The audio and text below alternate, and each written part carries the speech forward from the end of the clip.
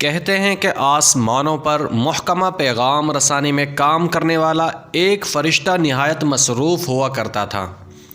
اس کے پاس دم بھرنے کا وقت نہیں ہوتا تھا کہ سکون سے کچھ دیر بیٹھ سکے۔ سامان لادے زمین سے آسمان پر جاتا اور وزن اتار کر پھر ساتھ ہی زمین کا رخ کرتا اور وہاں سے ایک اور بڑی سی گٹھڑی اٹھا کر پھر آسمان کا رخ کرتا۔ اوپر پہنچتا ہی تھا کہ اسے پھر پتہ چلتا کہ نیچے زمین پر ایک اور گٹھڑی اس کی منتظر ہے۔ وہ دیکھتا کہ ایک دوسرا فرشتہ وہیں آرام سے اپنی میز کرسی پر سارا دن بیٹھا رہتا تھا۔ سارا دن کوئی کام نہ کاج، بس فراغت ہی فراغت تھی۔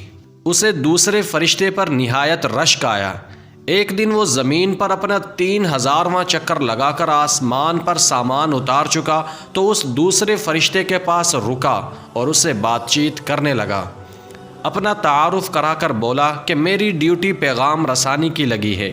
زمین سے لوگوں کی وہ دعائیں لا کر اوپر پہنچاتا ہوں جن میں لوگ خدا سے اپنی ضروریات اور خواہشات بیان کرتے ہیں۔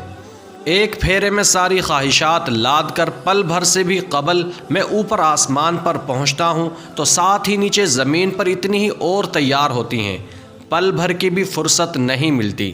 لیکن بھائی صاحب، آپ کی ڈیوٹی کیا لگی ہوئی ہے؟ آپ تو سارا دن بہت سکون سے گزارتے ہیں۔ دوسرا فرشتہ کہنے لگا کہ ڈیوٹی تو میری بھی پیغام رسانی کی ہی لگی ہوئی ہے، لیکن میرے ذمے وہ پیغامات ہیں جن میں لوگ خدا سے ملنے والی نعمتوں کا ذکر و شکر کرتے ہیں۔